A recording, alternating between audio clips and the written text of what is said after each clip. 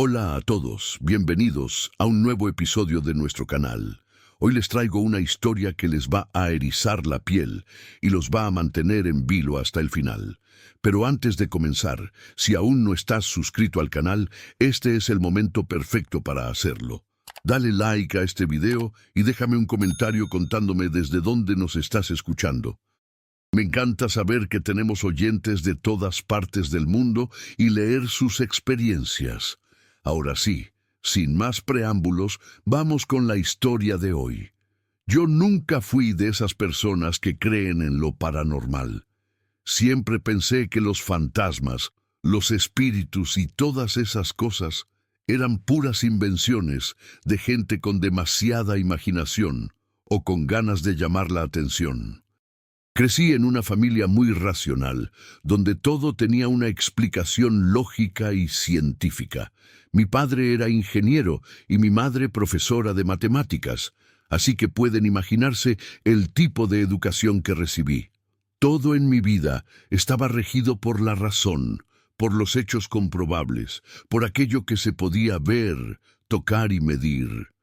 Pero hay eventos en la vida que te cambian por completo, que destrozan todas tus creencias y te obligan a replantearte todo lo que dabas por sentado. Lo que me pasó hace 3 años fue exactamente eso, algo que no puedo explicar, algo que no tiene sentido según todo lo que me enseñaron, pero que sucedió. Y sucedió de una forma tan real, tan tangible, que aún hoy, después de tanto tiempo, me despierto en las noches sudando frío, recordando cada detalle con una claridad que me aterra. Todo comenzó cuando conseguí trabajo en Guadalajara. Acababa de terminar la universidad y estaba emocionadísima por esta oportunidad. Era un puesto en una empresa de marketing digital bastante reconocida, con un buen salario para alguien recién egresado y, lo mejor de todo, me permitía independizarme completamente. Hasta ese momento había vivido toda mi vida en Puebla, con mis padres, en una casa cómoda y segura donde nunca me faltó nada. Pero ya tenía 23 años y sentía que era hora de volar sola, de construir mi propia vida, de demostrarme a mí misma que podía hacerlo. El problema era encontrar un lugar donde vivir en Guadalajara. La ciudad es hermosa, pero también es cara, especialmente en las zonas céntricas o bien conectadas. Busqué durante semanas, revisando cientos de anuncios en Internet, visitando departamentos diminutos, con rentas absurdas, habitaciones compartidas con 5 personas más, lugares a 2 horas del trabajo en transporte público. Nada parecía funcionar. Mi presupuesto era limitado y mis requisitos, aunque modestos, parecían imposibles de cumplir. Un lugar seguro, limpio, relativamente cerca del trabajo y que no me dejara en la ruina cada mes. Estaba a punto de darme por vencida y considerar rechazar el trabajo cuando encontré el anuncio. Apareció en una página de clasificados bastante conocida y casi no lo veo porque ya estaba cerrando la pestaña del navegador, frustrada después de otra tarde perdida buscando sin éxito. Pero algo hizo que mi mirada se detuviera en ese anuncio en particular. Departamento amplio, un dormitorio, sala, cocina y baño. Zona tranquila y segura. Renta muy por debajo del mercado. Inquilina responsable y seria solamente. Lo que más llamó mi atención, además de la descripción que parecía demasiado buena para ser verdad, era el precio. La renta era casi la mitad de lo que costaban otros lugares similares que había visto. Al principio pensé que era un error o tal vez una estafa de esas que abundan en Internet, pero había fotos adjuntas y el lugar se veía genuinamente bien. No era lujoso, ni mucho menos, pero era espacioso, luminoso, con muebles básicos incluidos, y estaba en una colonia que conocía por estar relativamente cerca de mi nuevo trabajo. Llamé al número que aparecía en el anuncio, esperando que me dijeran que ya estaba rentado o que el precio publicado era incorrecto. Una voz de mujer mayor me respondió al segundo tono. «Bueno», dijo con un tono amable pero cansado. «Buenas tardes. Llamo por el departamento que publicaron en Renta», le expliqué, tratando de sonar profesional. «Quería saber si todavía está disponible». Hubo una pausa breve antes de que respondiera. «Sí, sí está disponible. ¿Cuándo podría venir a verlo?» Su rapidez me sorprendió. Normalmente, cuando llamaba por otros anuncios, los dueños me hacían 1000 preguntas antes de siquiera considerar mostrarme el lugar. «Podría ir mañana por la tarde, si le parece bien», sugerí. «Perfecto. Le mando la dirección por mensaje». «¿Cómo se llama, señorita?» «Andrea. Andrea Mendoza». «Mucho gusto, Andrea. Yo soy Beatriz. Mañana nos vemos entonces». Esa noche casi no pude dormir de la emoción. Finalmente había encontrado algo que parecía perfecto, justo cuando estaba a punto de rendirme. Traté de no hacerme muchas ilusiones, recordándome a mí misma que probablemente habría algo malo con el lugar que justificara el precio tan bajo, pero no podía evitar sentir esperanza. Al día siguiente llegué a la dirección que Beatriz me había enviado.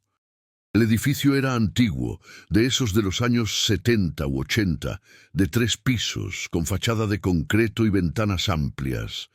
No era el lugar más moderno del mundo, pero se veía sólido y bien mantenido. Estaba ubicado en una calle tranquila, con árboles a los lados y un parque pequeño a media cuadra. El barrio tenía ese aire de colonia establecida, con familias de toda la vida, negocios locales y una sensación general de seguridad. Beatriz me esperaba en la entrada. Era una mujer de unos 60 y tantos años, de cabello gris cortado a la altura de los hombros, vestida con ropa sencilla pero impecable. Tenía una expresión amable, aunque había algo en sus ojos que no pude identificar del todo. ¿Tristeza?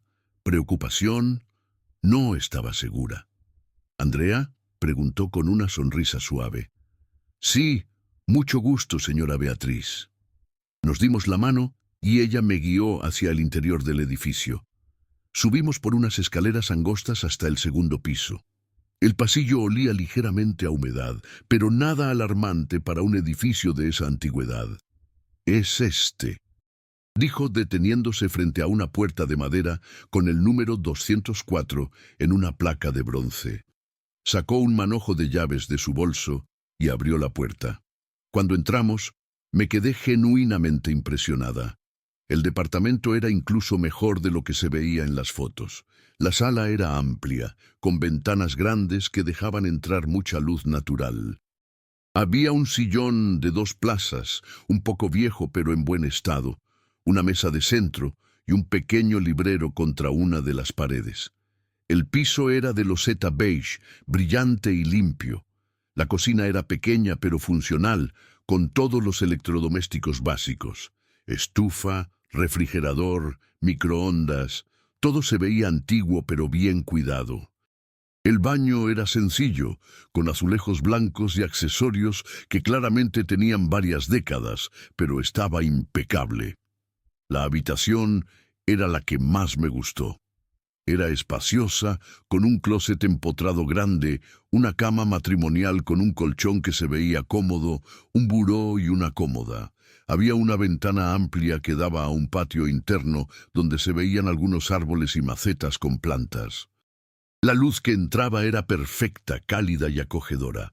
«Es hermoso», dije sinceramente, volviéndome hacia Beatriz. «Pero no entiendo por qué está tan barato. Lugares así cuestan el doble en esta zona». Beatriz suspiró y caminó hacia la ventana de la sala, mirando hacia afuera antes de responder. «El departamento era de mi hija», dijo suavemente. «Ella vivió aquí varios años. Hace 2 años falleció en un accidente de tráfico. Yo no he tenido valor para venderlo, pero tampoco puedo mantenerlo vacío indefinidamente. Necesito que alguien lo habite, que le dé vida nuevamente. Por eso el precio es bajo. No estoy buscando hacer negocio, solo quiero que alguien lo cuide, que lo aprecie». Sentí un nudo en la garganta. La tristeza en los ojos de Beatriz ahora tenía total sentido. «Lamento mucho su pérdida», le dije con sinceridad. «Gracias, mi niña», respondió, esbozando una sonrisa triste. «Por eso necesito que la persona que viva aquí sea alguien responsable, alguien que trate el lugar con respeto. No me interesa el dinero. Solo quiero estar tranquila, sabiendo que está en buenas manos». En ese momento debí haber hecho más preguntas. Debí haber indagado más sobre lo que había pasado, sobre por qué un lugar tan bueno había estado desocupado durante 2 años, sobre si había habido otros inquilinos antes. Pero estaba tan emocionada por haber encontrado finalmente un lugar perfecto, tan conmovida por la historia de Beatriz, que simplemente asentí y le dije que me encantaría vivir ahí. Firmamos el contrato esa misma semana. Beatriz fue increíblemente flexible con todo. No me pidió un montón de documentos ni aval, solo identificación oficial y comprobante de ingresos. Me dio las llaves con una sonrisa, aunque noté que sus ojos volvían a tener esa expresión que no terminaba de descifrar. «Cualquier cosa que necesites, no dudes en llamarme», me dijo mientras nos despedíamos. «Y Andrea, cuídate mucho, ¿sí?» «Claro, no se preocupe», respondí, pensando que solo estaba siendo maternal y protectora. Me mudé 2 semanas después. Mis padres me ayudaron a traer mis cosas desde Puebla. No tenía muchos muebles propios, solo cajas con ropa, libros, artículos personales y mi computadora. El departamento ya venía amueblado con lo básico, lo cual era perfecto para mí. Los primeros días fueron maravillosos. Me sentía tan adulta, tan independiente. Me encantaba despertar en mi propia cama, preparar café en mi propia cocina, sentarme en mi propia sala a ver series por las noches. El trabajo también iba muy bien. Mis compañeros eran amables, mis jefes estaban contentos con mi desempeño y Guadalajara empezaba a sentirse como mi hogar. Las primeras 2 semanas fueron completamente normales. Bueno, normales excepto por algunos detalles pequeños que en ese momento no me parecieron importantes. Como que a veces sentía que había dejado algo en un lugar y aparecía en otro. O que ocasionalmente escuchaba ruidos en la noche, como si alguien caminara en el departamento de arriba, aunque sabía que ese piso estaba desocupado. Pero le restaba importancia a todo. «Los edificios viejos hacen ruido», me decía, y yo siempre he sido un poco despistada con mis cosas. Todo cambió una noche de jueves. Llevaba exactamente 17 días viviendo ahí. Lo sé porque lo conté después tratando de entender cuándo empezó todo realmente.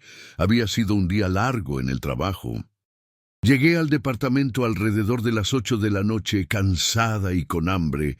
Me preparé algo rápido de cenar, me di un baño y me puse mi pijama favorita, una de pantalón a cuadros y blusa de algodón.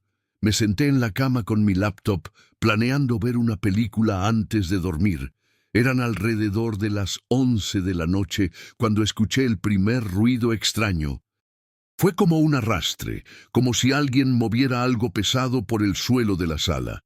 Me quedé completamente quieta, con los oídos aguzados, el corazón empezando a latir más rápido.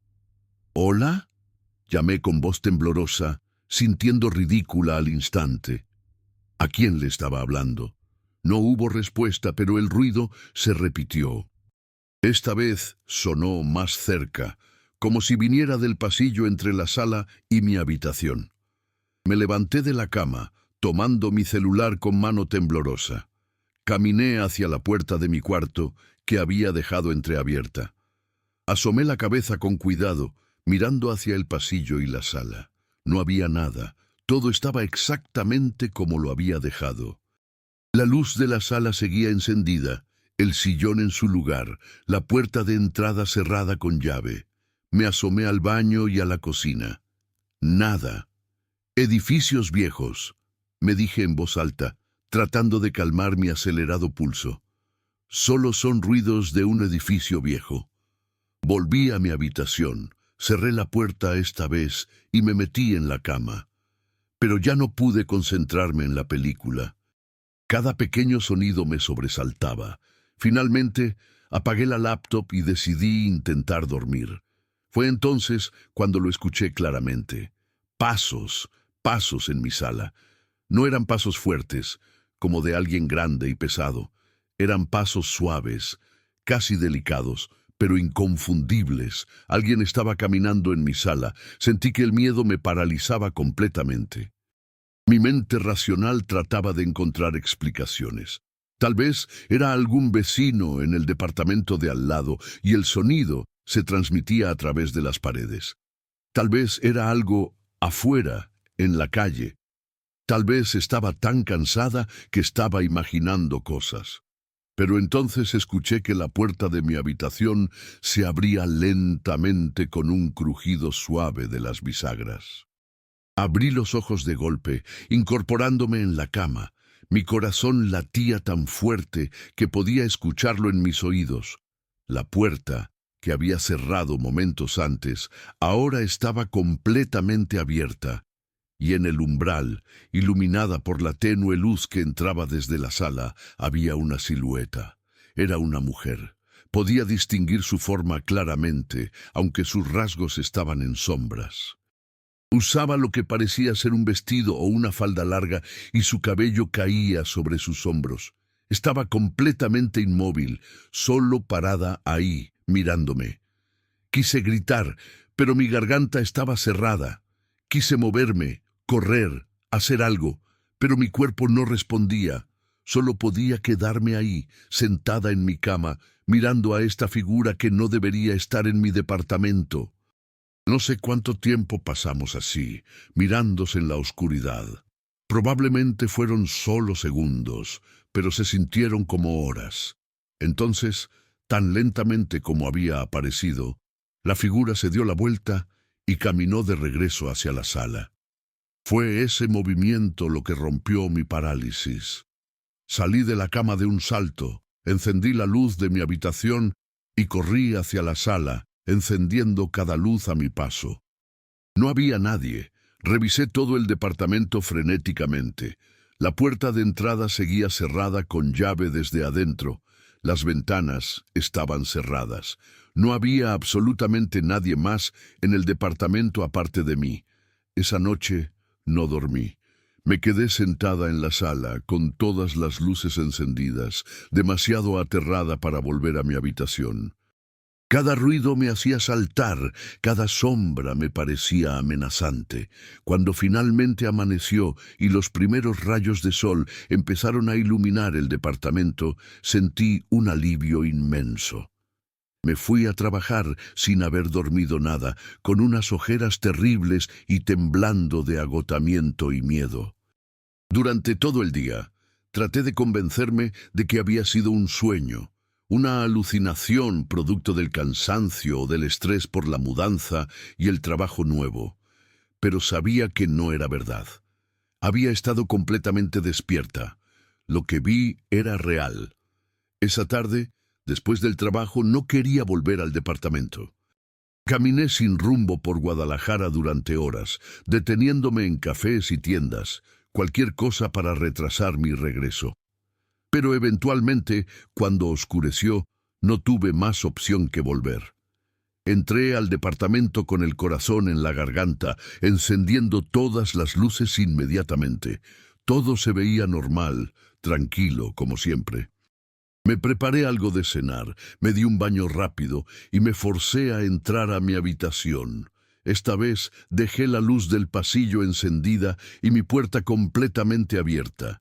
Me metí en la cama completamente vestida, con mi celular en la mano, lista para llamar a la policía al primer signo de problemas. Alrededor de la medianoche volví a escuchar los pasos. Esta vez estaba preparada. Me levanté de inmediato con mi celular en mano, la linterna encendida. Salí de mi habitación, iluminando cada rincón. ¿Quién está ahí?, grité, tratando de sonar valiente, aunque mi voz temblaba. «Sé que hay alguien aquí». Los pasos se detuvieron, y entonces escuché algo que hizo que se me helara la sangre. Una voz de mujer, suave y triste.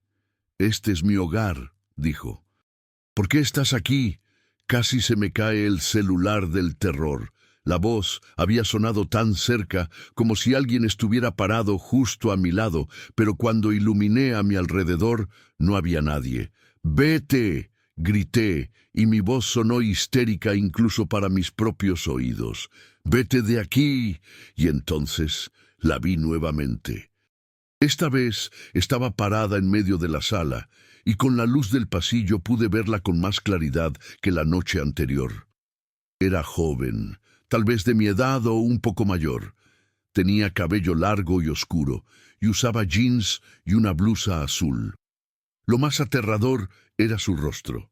Estaba completamente pálido, sus ojos oscuros me miraban con una mezcla de confusión y tristeza, y había algo mal en la forma en que estaba parada, como si no estuviera completamente sólida, como si pudiera ver a través de ella.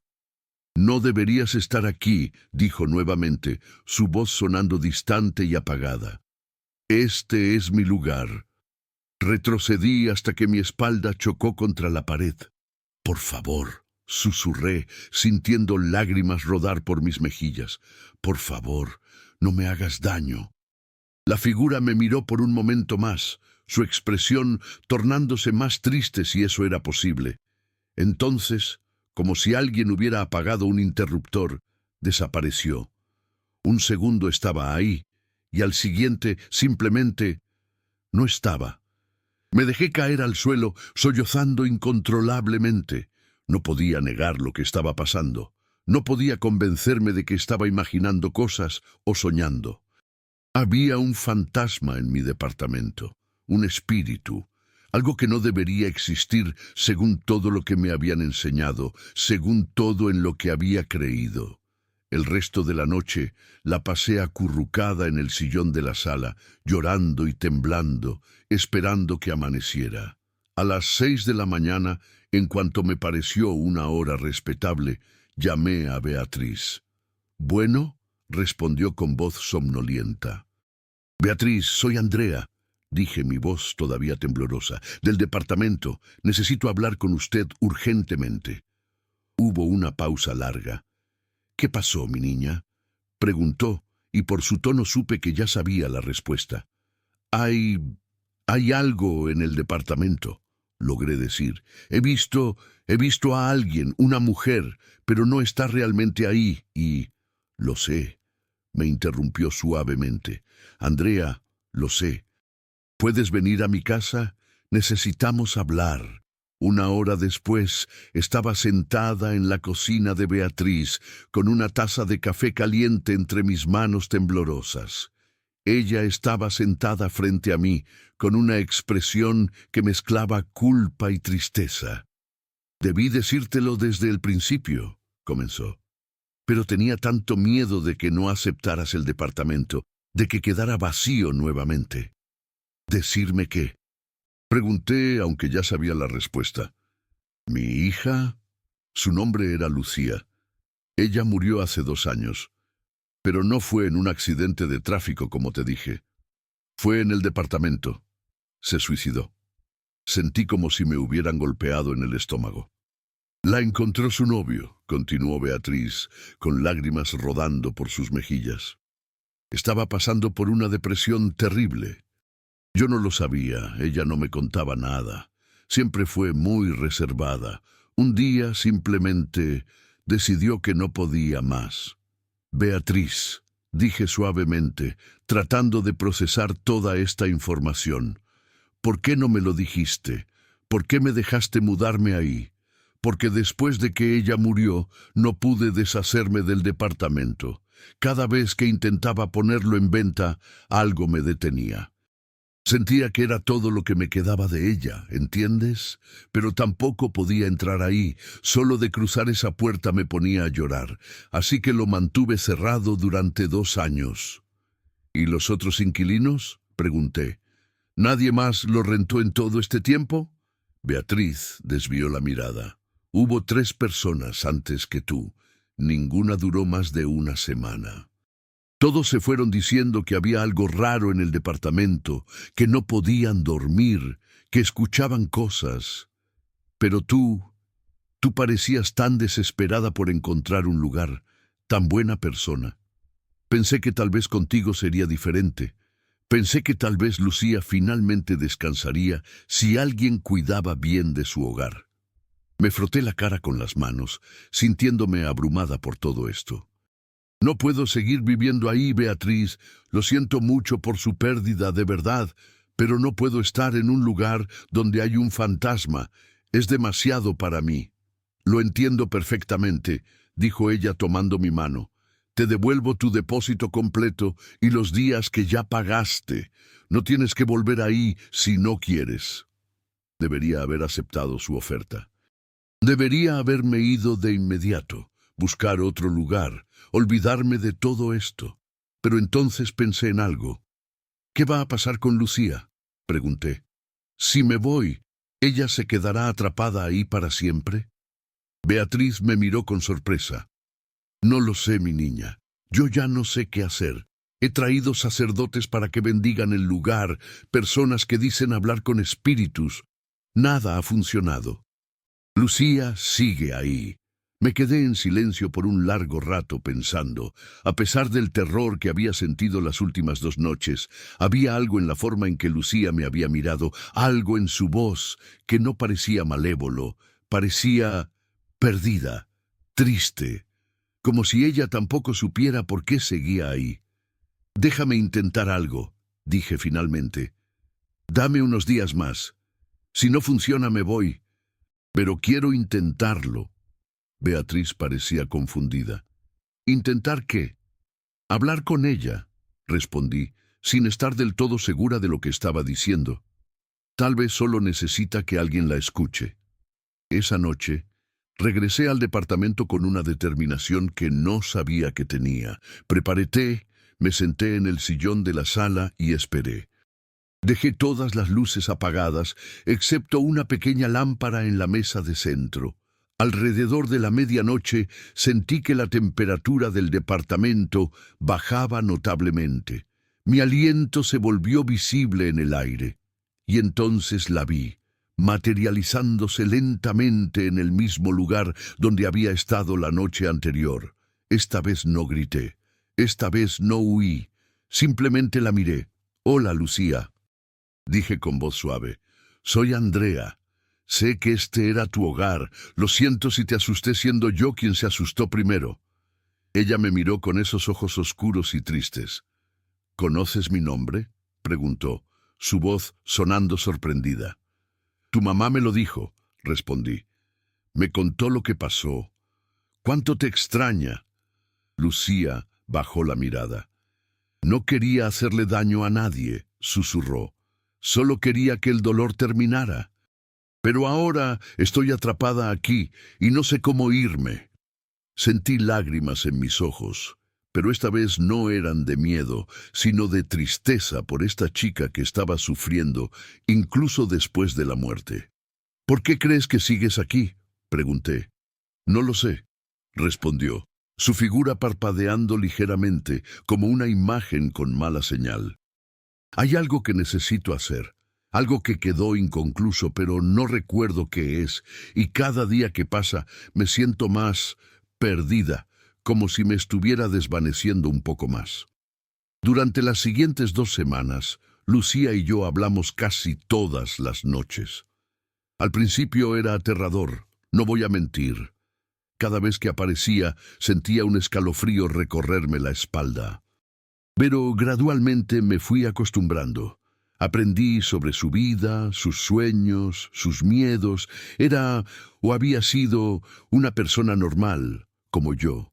Había estudiado diseño gráfico, le encantaba pintar, tenía un gato que extrañaba terriblemente. Su depresión había empezado después de una ruptura difícil y problemas en el trabajo. Se sentía sola, aunque había personas que la querían. Simplemente un día, el peso se volvió demasiado.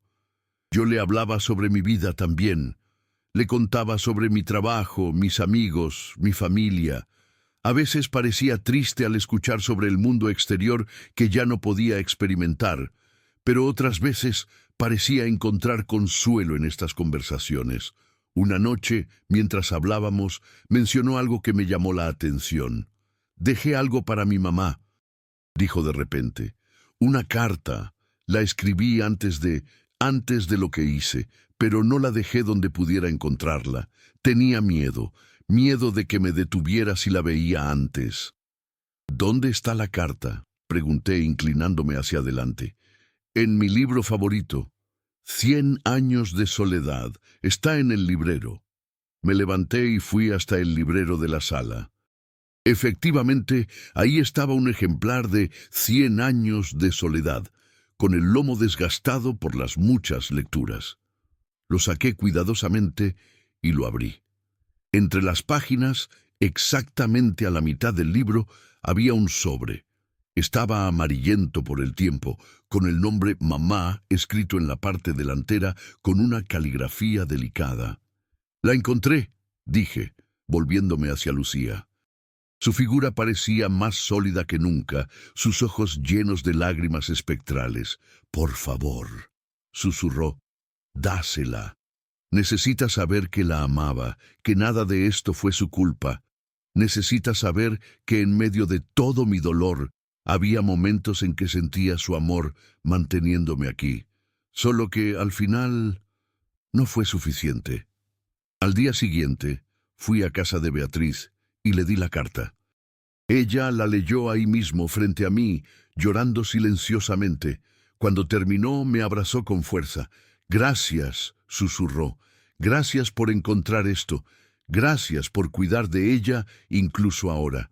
Esa noche, cuando volví al departamento, Lucía me esperaba en la sala, pero había algo diferente en ella. Parecía más luminosa de alguna forma, más en paz. «¿Se la diste?», dijo, y no era una pregunta. «Sí», respondí, «y ella quiere que sepas que te perdona y que también se perdona a sí misma. Me pidió que te dijera que está bien que sigas adelante, que es hora de descansar». Lucía sonrió, y fue la primera vez que la vi sonreír. Era una sonrisa triste, pero aliviada. «Puedo sentirlo», dijo suavemente. «Puedo sentir que algo está cambiando. Ya no me siento tan pesada, tan atada a este lugar». «¿Qué vas a hacer ahora?», pregunté, sintiendo una extraña tristeza ante la idea de que se fuera. «Creo que voy a seguir adelante», respondió, «hacia donde sea que la gente como yo debe ir». «Gracias, Andrea, por no tenerme miedo al final, por escucharme, por ayudarme. Gracias a ti por confiar en mí», dije sintiendo lágrimas rodar por mis mejillas. «Espero que encuentres paz, Lucía». Su figura comenzó a desvanecerse lentamente, como humo dispersándose en el viento. Pero antes de desaparecer completamente, dijo una última cosa. «Cuida de este lugar por mí, ¿sí? Fue mi hogar y ahora es tuyo. Sé feliz aquí. Sé feliz por las dos». Y entonces se fue. Simplemente ya no estaba. Y esta vez supe, con una certeza profunda, que no volvería. Han pasado 3 años desde entonces. Sigo viviendo en el departamento 204. Nunca más he vuelto a ver a Lucía. Nunca más he escuchado esos pasos en la noche. El lugar se siente tranquilo ahora, en paz. Beatriz y yo nos hemos vuelto cercanas. Me visita regularmente, y a veces venimos juntas al departamento y le cuento sobre las cosas que he cambiado, las nuevas plantas que he puesto, los pequeños toques personales que he agregado. Ella sonríe y dice que a Lucía le habría gustado. Esta experiencia cambió completamente mi visión del mundo. Ya no soy esa persona que pensaba que todo tenía una explicación racional y científica. Ahora sé que hay cosas más allá de nuestra comprensión, misterios que la ciencia aún no puede explicar. Pero también aprendí algo más importante, que incluso después de la muerte, lo que nos hace humanos permanece.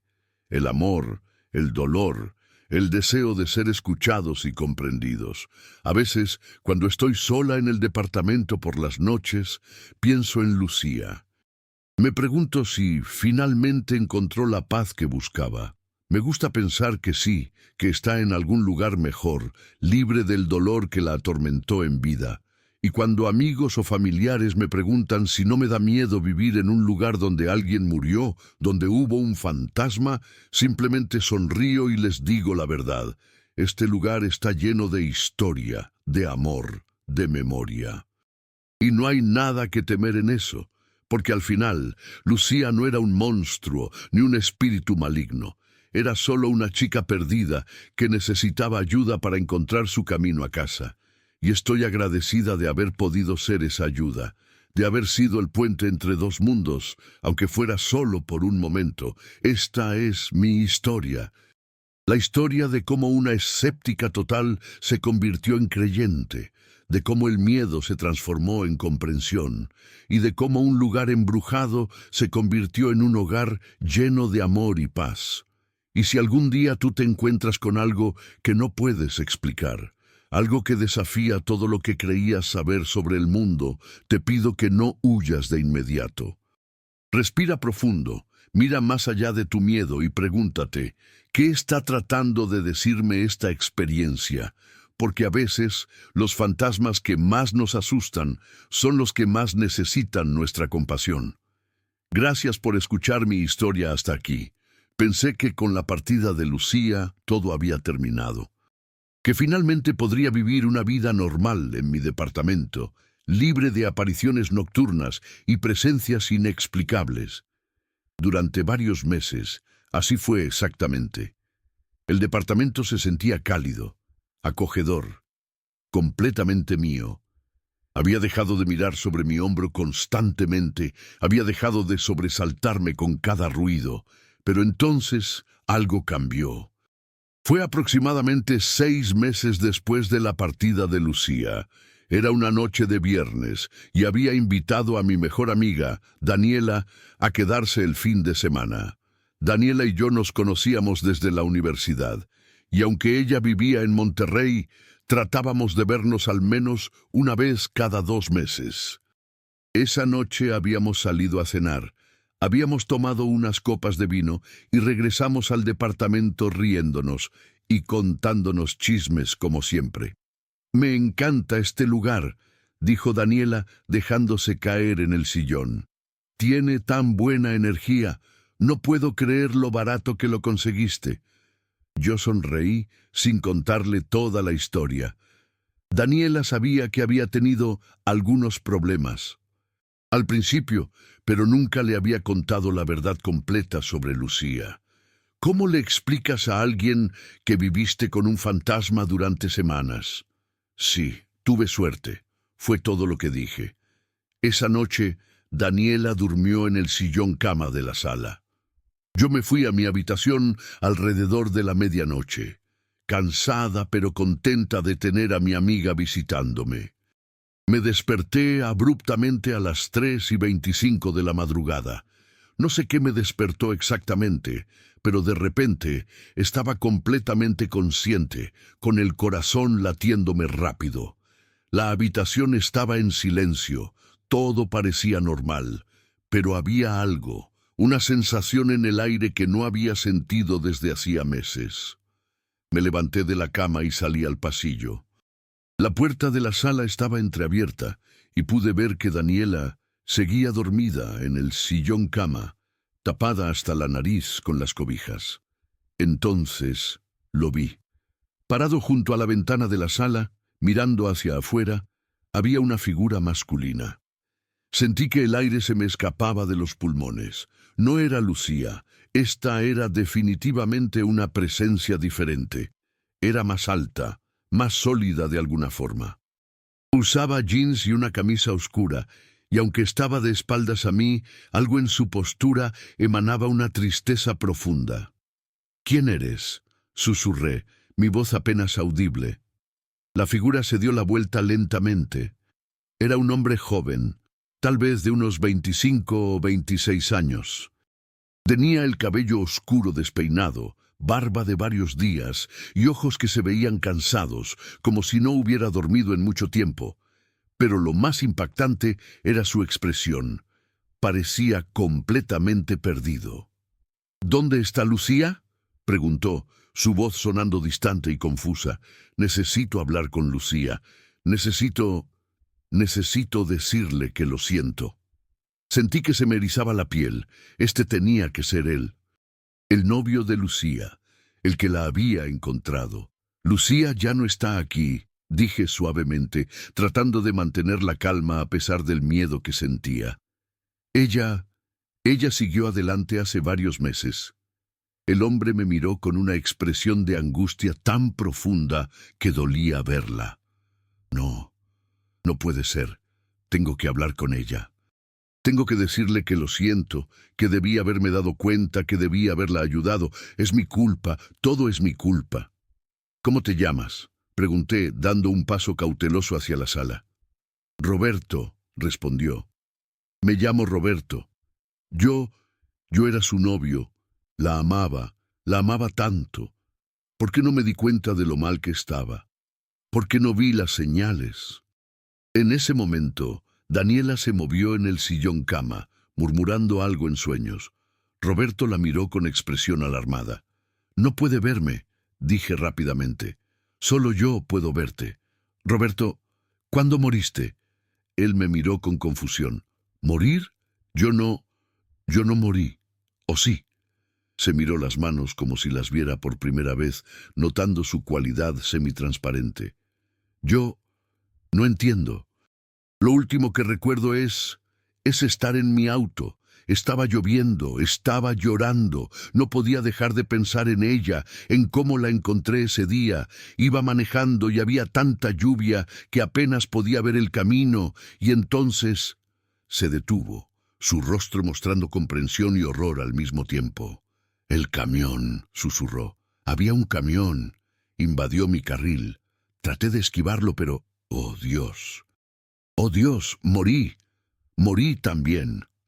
Lo vi desmoronarse emocionalmente frente a mis ojos. Se dejó caer al suelo, o más bien, flotó hacia abajo hasta quedar sentado con la espalda contra la pared, con la cabeza entre las manos. ¿Cuánto tiempo ha pasado?, preguntó con voz quebrada. ¿Cuánto tiempo he estado así? Hice un cálculo mental.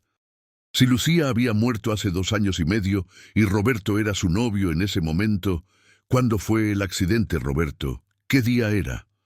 Era 2 semanas después de perder a Lucía. No podía soportarlo. No podía dormir, no podía comer, no podía pensar en nada más. Y entonces ese día, después del funeral, simplemente empecé a manejar sin rumbo y... 2 años y medio. Roberto había estado vagando como espíritu durante 2 años y medio, probablemente sin siquiera darse cuenta de que estaba muerto, buscando a Lucía, buscando la oportunidad de disculparse. Me senté en el suelo frente a él, manteniendo cierta distancia, pero tratando de mostrarle que no tenía miedo. Roberto, necesito que escuches con mucho cuidado lo que voy a decirte. Lucía sí estuvo aquí, atrapada como tú, durante mucho tiempo, pero ya no está. Ella encontró paz, encontró la forma de seguir adelante. ¿Cómo?, preguntó, levantando la cabeza para mirarme con ojos llenos de lágrimas espectrales. ¿Cómo lo hizo? Yo necesito hacer lo mismo, no puedo seguir así, estoy tan cansado. Durante las siguientes horas, hasta que amaneció, hablé con Roberto. Le conté sobre mis conversaciones con Lucía, sobre cómo ella finalmente había encontrado la carta que dejó para su madre, sobre cómo al entregar ese mensaje pendiente había podido liberarse. Le dije que Lucía nunca lo culpó, que ella sabía que su decisión había sido solo suya, que nadie más era responsable. Pero yo debí haberlo sabido, insistía Roberto, su voz llena de angustia. Vivía con depresión, lo sabía, pero pensé que estaba mejorando. Ella me decía que estaba bien. ¿Por qué no insistí más? ¿Por qué no...? Porque no podías leer su mente, interrumpí suavemente. Porque las personas con depresión a menudo esconden muy bien su dolor. Porque hiciste lo mejor que pudiste con la información que tenías. Roberto, Lucía no querría que te torturaras así. No querría que hubieras muerto también por el dolor de perderla. ¿Cómo puedes estar tan segura? Porque la conocí. Hablé con ella durante semanas, y lo único que quería era que las personas que amaba fueran felices, que siguieran adelante. Especialmente su mamá, y estoy segura de que eso te incluía a ti también. Daniela comenzó a moverse en el sillón cama, despertándose gradualmente. Roberto miró en su dirección con pánico. «Tengo que irme», dijo comenzando a desvanecerse. «No puedo estar aquí cuando ella esté despierta». «Espera», dije urgentemente. «Roberto, ¿volverás? Necesitamos ayudarte a encontrar tu camino. No puedes quedarte atrapado aquí para siempre». «No lo sé», respondió su voz cada vez más débil. «No sé cómo controlar esto. Solo aparezco en lugares a veces, lugares que significaban algo para Lucía. Esta era su casa, por eso terminé aquí». Y entonces desapareció, justo cuando Daniela se sentaba en el sillón cama, estirándose y bostezando. «Buenos días», murmuró con voz somnolienta. «¿Qué haces despierta tan temprano?» «No podía dormir», mentí, levantándome del suelo. «¿Quieres café?» Durante el resto del fin de semana traté de actuar normal, pero mi mente no dejaba de pensar en Roberto. ¿Dónde estaba ahora? ¿Volvería? ¿Cómo podía ayudarlo si no sabía cómo encontrarlo? Después de que Daniela se fue el domingo por la tarde, llamé a Beatriz. «Beatriz, necesito preguntarte algo sobre Lucía», dije cuando respondió. «¿Su novio? ¿Qué pasó con él después de que ella murió?»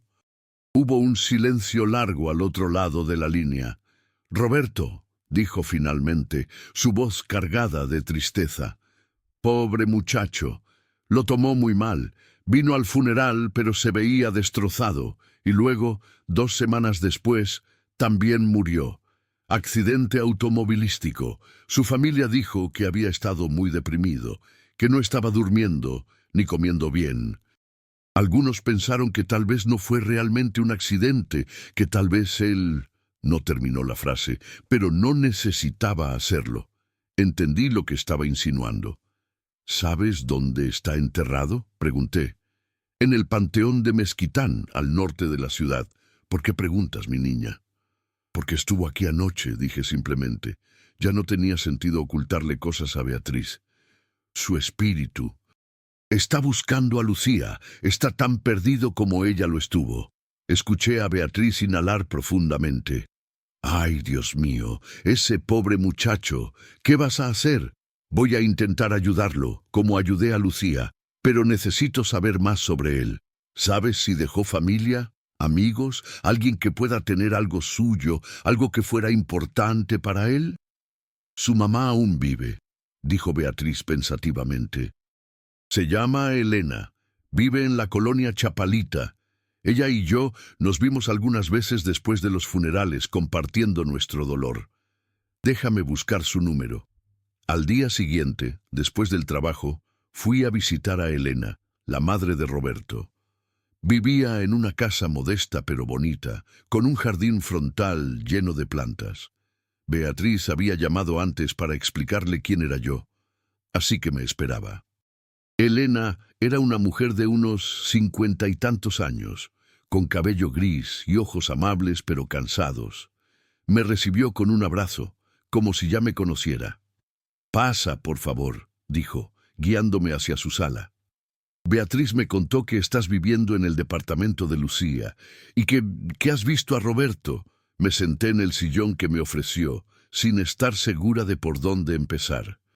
«Sé que suena increíble», comencé, «y si no me cree, lo entiendo perfectamente. Yo misma no creía en estas cosas hasta hace poco. Pero sí, vi a Roberto anoche. Está atrapado como Lucía lo estuvo. Está buscándola, queriendo disculparse con ella». Elena comenzó a llorar silenciosamente, secándose las lágrimas con un pañuelo que sacó de su bolsillo.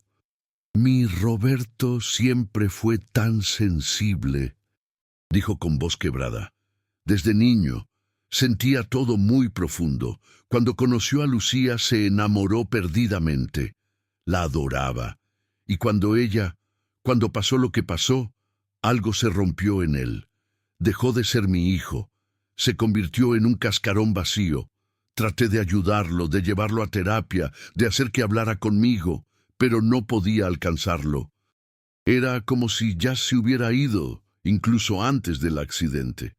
Elena, dije suavemente, cuando ayudé a Lucía a seguir adelante, fue porque encontré algo que ella había dejado pendiente, una carta para su mamá que nunca había entregado.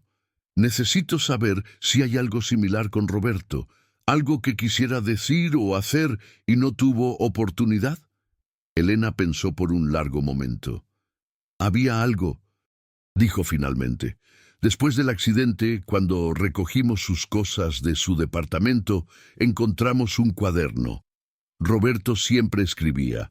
Poesía, principalmente. Era su forma de procesar sus emociones. En ese cuaderno había escrito muchas cosas sobre Lucía, sobre su dolor, sobre su culpa. Pero las últimas páginas eran diferentes. ¿Diferentes cómo? Eran cartas. Cartas para diferentes personas, para mí, para su padre, para su hermana, para algunos amigos, y una para Lucía, como si estuviera despidiéndose. Sentí un escalofrío recorrerme. ¿Aún lo tiene? Sí. Nunca pude deshacerme de él. Está en su habitación. Su habitación sigue exactamente como él la dejó. No he podido tocar nada. ¿Quieres verla? Me llevó por un pasillo hasta una puerta cerrada. Elena la abrió lentamente, como si temiera lo que había dentro. La habitación era claramente de un joven. Había pósters de bandas de rock en las paredes, una guitarra apoyada en una esquina, estantes llenos de libros. Todo estaba cubierto con una fina capa de polvo congelado en el tiempo. Elena fue hasta el escritorio y abrió un cajón. Sacó un cuaderno de pasta negra, desgastado en las esquinas, claramente muy usado. «Aquí está», dijo, entregándomelo con manos temblorosas.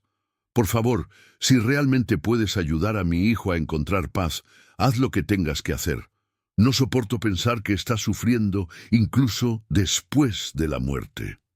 Esa noche, en mi departamento, abrí el cuaderno de Roberto. Las primeras páginas eran poemas, algunos hermosos, otros oscuros y llenos de dolor. Había bocetos también, dibujos de rostros, paisajes, y muchos de una chica que claramente era Lucía. Las páginas del medio eran las más difíciles de leer. Entradas de diario escritas después de la muerte de Lucía, llenas de culpa, dolor y autorreproches devastadores. Y luego, al final, estaban las cartas. Las leí todas, llorando por este joven que había sufrido tanto. La carta para su madre era especialmente desgarradora, pidiéndole perdón por no ser lo suficientemente fuerte, por no poder seguir adelante, por causarle más dolor. Pero la carta para Lucía era diferente. No era una despedida llena de culpa. Era amor puro. «Lucía», comenzaba, «no sé si puedes escucharme donde sea que estés. No sé si hay algo después de esto, si nos volveremos a encontrar. Pero necesito decirte estas cosas, aunque nunca las escuches. Primero, no fue tu culpa. Sé que probablemente pensaste que nos estabas fallando, que nos estabas haciendo daño al irte. Pero la enfermedad mental no es una elección, no es debilidad. Luchaste tanto tiempo como pudiste, y nadie puede pedirte más que eso. Segundo, no fue mi culpa tampoco. Me ha llevado estas 2 semanas entender esto, y aún no estoy seguro de creerlo completamente. Pero un terapeuta me dijo algo que se quedó conmigo. No podías salvar a alguien que ya había tomado su decisión. No importa cuánto te amara. No podía vivir tu vida por ti, no podía pelear tus batallas internas, y tú no querías que lo hiciera. Querías protegerme de tu dolor, lo sé ahora. Tercero, te amé con cada fibra de mi ser. Cada momento contigo fue un regalo. Desde la primera vez que te vi en esa cafetería, con tu laptop cubierta de stickers y tu café con demasiada azúcar, supe que eras especial. Los 3 años que pasamos juntos fueron los mejores de mi vida. Me hiciste mejor persona. Me enseñaste a ver belleza en las cosas pequeñas, a reír más, a no tomarme la vida tan en serio. Y cuarto, voy a estar bien, o al menos voy a intentarlo. Por ti, porque sé que no querrías verme así, destruido y perdido. Querrías que viviera, que fuera feliz, que encontrara la forma de seguir adelante. Así que eso es lo que voy a hacer.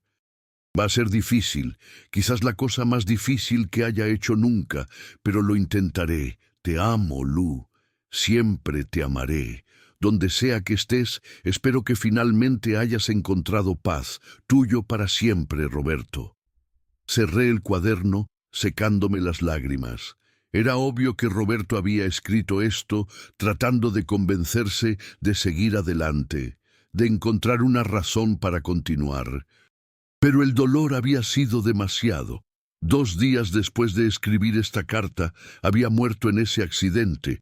Pero aquí estaba la diferencia. Roberto no había querido morir. A diferencia de Lucía, cuya muerte había sido una decisión consciente, Roberto había muerto en un accidente causado por su estado mental deteriorado, pero no era lo que realmente quería. Su carta lo demostraba. Quería vivir. Quería sanar. Simplemente no tuvo la oportunidad. Durante los siguientes días, Roberto no apareció. Comencé a preocuparme de que se hubiera perdido permanentemente, vagando sin rumbo por la ciudad o incluso más allá.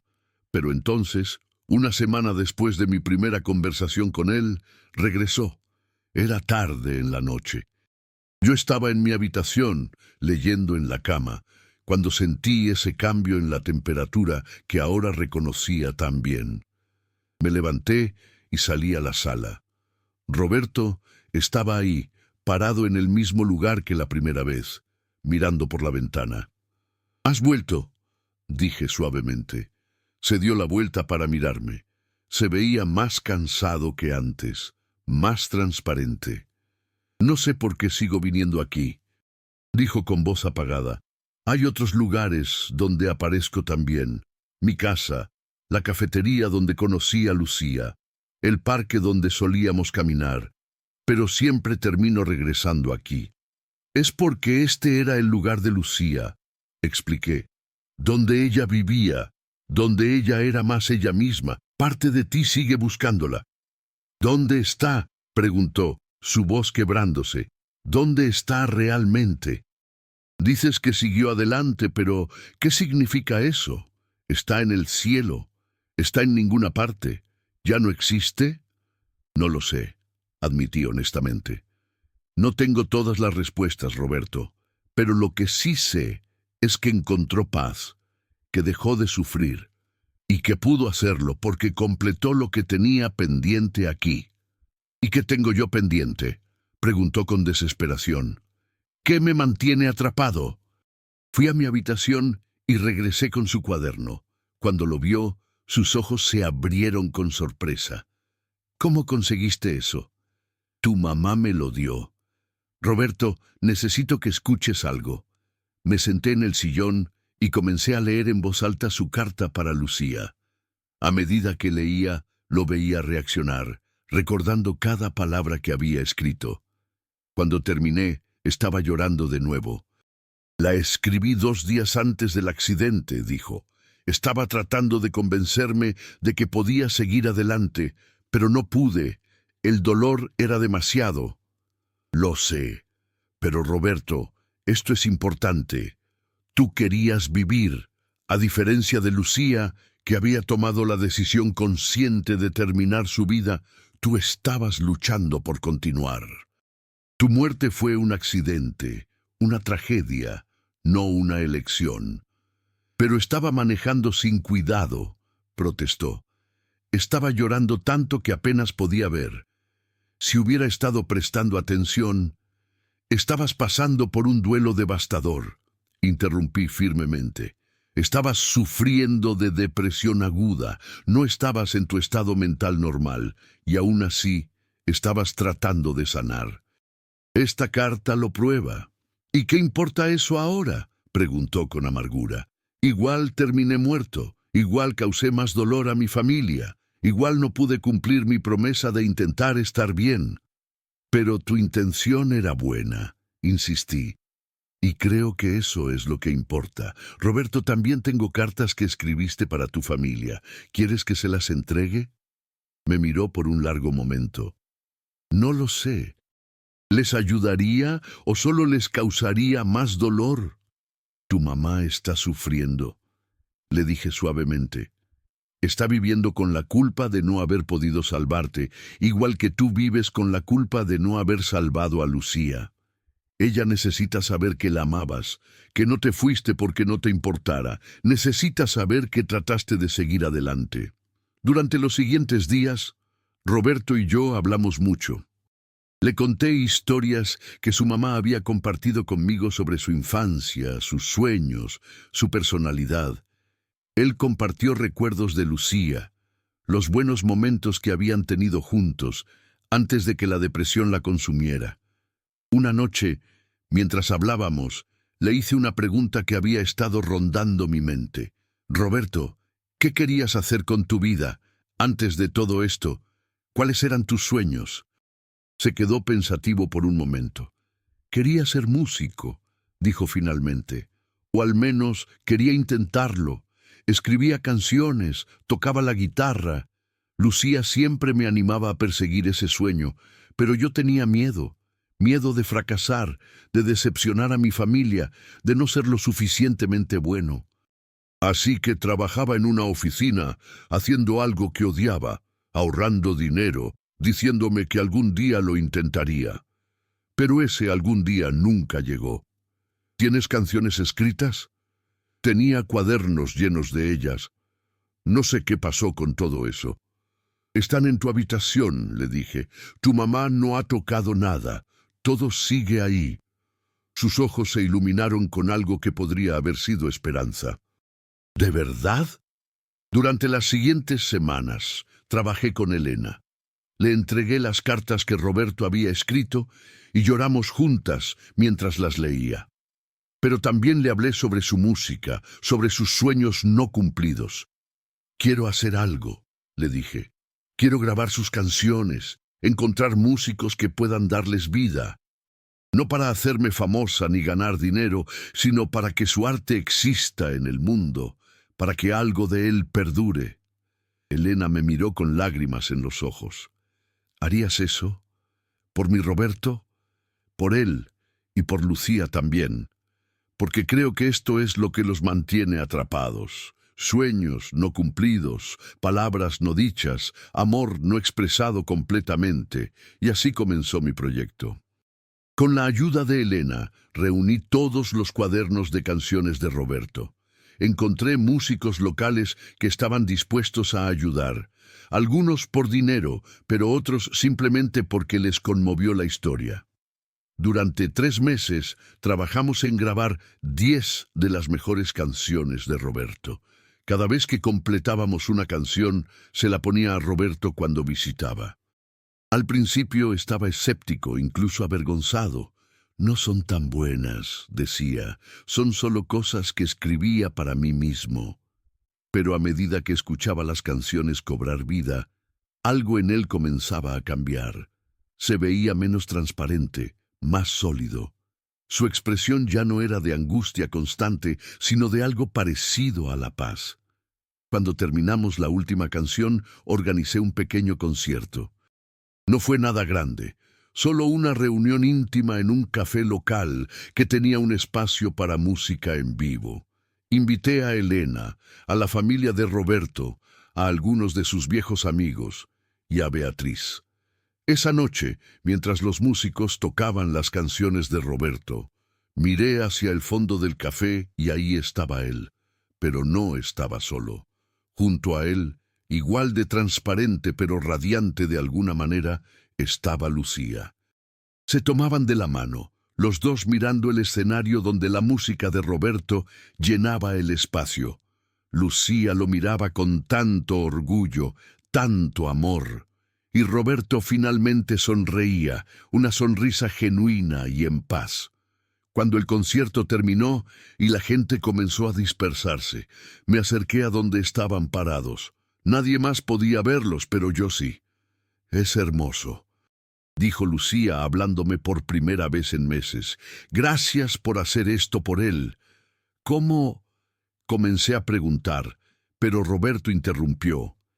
«Ella volvió por mí», explicó, su voz llena de asombro. Cuando comencé a encontrar paz, cuando las canciones empezaron a existir en el mundo, pude sentir que algo cambiaba. Y entonces, una noche, ella simplemente estaba ahí. Me dijo que había estado esperando, que no podía irse completamente mientras yo estuviera tan perdido. Lucía asintió. «El amor no termina con la muerte», dijo simplemente. «Él estuvo atrapado por la culpa. Yo regresé para ayudarlo a liberarse de ella, igual que tú me ayudaste a mí». «¿Qué va a pasar ahora?», pregunté, sintiendo lágrimas rodar por mis mejillas. «Nos vamos», dijo Roberto, apretando la mano de Lucía. «Juntos, esta vez, hacia donde sea que se supone que debemos estar». ¿Es el cielo?», pregunté, sabiendo que sonaba infantil, pero necesitando saber. Lucía sonrió. «No lo sé exactamente, pero es paz, es luz, es amor, y es donde pertenecemos». Los vi comenzar a desvanecerse, sus figuras volviéndose cada vez más brillantes y menos definidas. «Gracias, Andrea», dijeron al unísono, «por creer, por ayudar, por no tener miedo de lo que no entendías». Y entonces se fueron, en un resplandor de luz que desapareció en segundos, dejándome sola en el café casi vacío. Esa noche, cuando regresé a mi departamento, se sentía diferente. No de una manera mala, sino más ligero de alguna forma. Como si una presencia que había estado ahí, invisible pero perceptible, finalmente se hubiera ido. Supe, con absoluta certeza, que ni Lucía ni Roberto volverían. Su historia había terminado. Habían encontrado su final feliz, incluso si ese final estaba más allá de la comprensión de los vivos. Han pasado 6 meses desde esa noche. Subimos las canciones de Roberto a Internet, donde han encontrado un pequeño pero leal grupo de seguidores. Elena dice que cada vez que las escucha, siente que su hijo está cerca, pero de una manera reconfortante, no dolorosa. Beatriz y yo nos hemos vuelto casi familia. Ella viene a cenar al departamento al menos una vez por semana, y hablamos de todo, de nuestras vidas, de nuestros sueños, y sí, a veces de Lucía y Roberto, pero ahora con sonrisas en lugar de lágrimas. Sigo viviendo en el departamento 204. Ya no es el departamento de Lucía, es mi hogar, pero honro su memoria y la de Roberto manteniéndolo lleno de vida, de música, de amor. He agregado plantas en cada rincón, cuadros en las paredes, fotos de mis amigos y familia.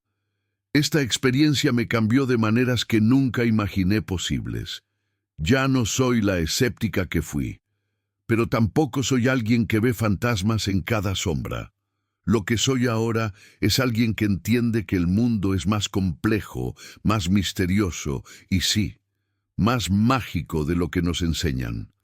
Que el amor trasciende la muerte, que los sueños no cumplidos pesan en el alma, que la culpa puede ser una cárcel incluso después de que el cuerpo haya muerto, y que a veces, solo a veces, los vivos pueden ayudar a los muertos a encontrar su camino hacia la paz.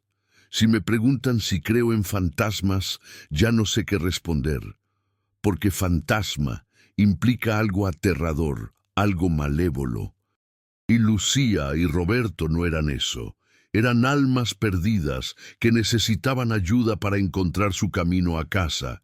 Eran amor que persistió más allá de la muerte.